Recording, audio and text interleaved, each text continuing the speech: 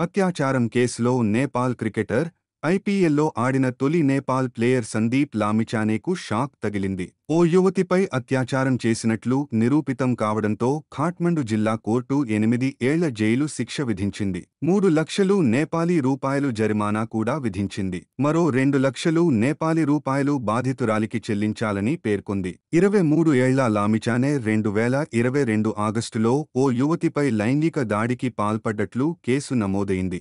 అత్యాచారం జరిగినప్పుడు బాధితురాలు తాను మైనర్నని తెలిపింది. కానీ విచారణ సందర్భంగా ఆమెకు 18 ఏళ్లని కోర్టు తెలిపింది. ఆరోపణల నేపథ్యంలో కరేబియన్ ప్రీమియర్ లీగ్ ఆడిన తర్వాత స్వదేశానికి వచ్చిన లామిచానెను పోలీసులు అరెస్టు చేశారు. ఈ పరిణామాలతో నేపాల్ క్రికెట్ బోర్డు అతడిని కెప్టెన్సీ నుంచి తొలగించింది. బెయిల్పై బయటకొచ్చిన లామిచానే క్రికెట్లో రీ-ఎంట్రీ ఇచ్చాడు. వన్డే ప్రపంచకప్ 2023 క్వాలిఫైయర్స్, 2023 ఆసియాకప్లో నేపాల్ జట్టు తరపున ఆడాడు. అత్యాచార ఆరోపణలు వచ్చినందున మ్యాచ్ సందర్భంగా స్కాట్లాండ్ క్రికెటర్లు అతడికి షేక్ హ్యాండ్ ఇచ్చేందుకు నిరాకరించారు. ఇది అప్పట్లో చర్చనీయాంశంగా మారింది. ఇరు పక్షాల వాదనలు విన్న కోర్టు లామిచానెను దోషిగా తేలుస్తూ గత డిసెంబర్ 29న తీర్పు ఇచ్చింది. జనవరి 10న శిక్షను ఖరారు చేసి ప్రకటించింది. అయితే తీర్పును సవాల్ చేయనున్నట్లు లామిచానే తరఫు న్యాయవాదులు తెలిపారు.